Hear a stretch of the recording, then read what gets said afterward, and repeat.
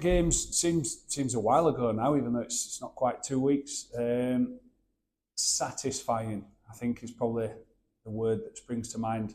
To go over there as a club, I think we did on that Saturday. We went as a club, first, second team, and then I think as many of our loyal fans were there or filling their stadium, to give it its correct term. I think we were in equal number, even though obviously it was at their place. And then just satisfying to get the job done in a different way to maybe the 14 or 15 victories that come before it. We were up against it, against a team playing good rugby, playing probably as well as they've played all season. To find ourselves 22-7 down, having not really had the ball. But with this team this year, stayed focused, they didn't panic, and obviously got themselves into a position to win the game. And second half, as good as they were in the first half, second half we were really good.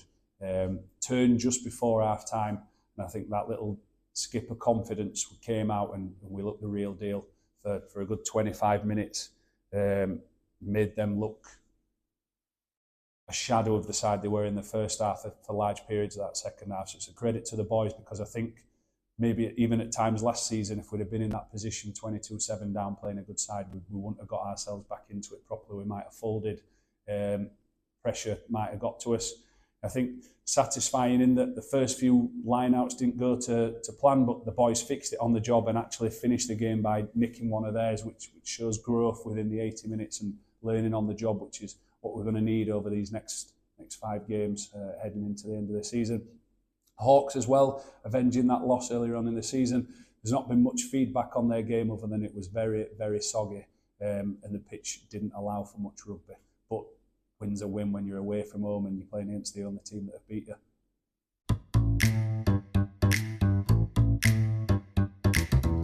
Different at times tonight, to be fair to them.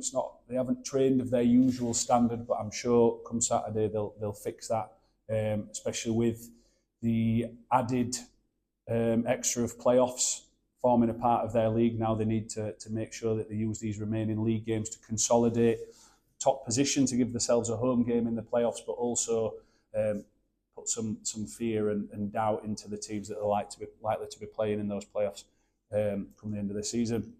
We've got Driffield, who obviously no Driffield team you can ever take lightly. As good as the win was away from home, that's not featured in terms of our chat this week because it's a full round of fixtures ago. And I'm sure, like every team that we're going to play now till the end of the season, they'd love to come down here and take that 0, put us under pressure. And it's one potentially that, because it falls between Harrogate and Alnwick, two maybe bigger games, it's one where if we take our eye off it and try and look to next week, the boys could come a cropper on Saturday. I don't think they will, but if they do, obviously there's a potential for a banana skin. Max is coming in to get a go at 9 again, so we're keen for him to continue his good form. A couple of good games in January, so it's great for him to get another game. Ben all slotting in to midfield after Clum had a bit of a misdemeanour involving a finger at work this week, which won't keep him out for that long, but it's nice for Ben to get some minutes as well and fill into that 12 position. And there's a bit of a reshuffle in the pack with Ferg and Pete in the second row to sort of run the line out and be the bosses in there. And then Impact as ever coming off the bench with Pilch safe and Spearsy, who I thought were excellent over at Harrogate. So yeah, looking for another good performance. Obviously these last 5 games now are massive, starting with Saturday.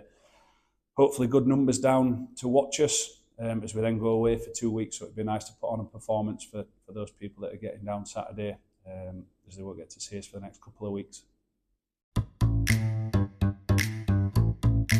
I've not been around for this before, so it's all new to me.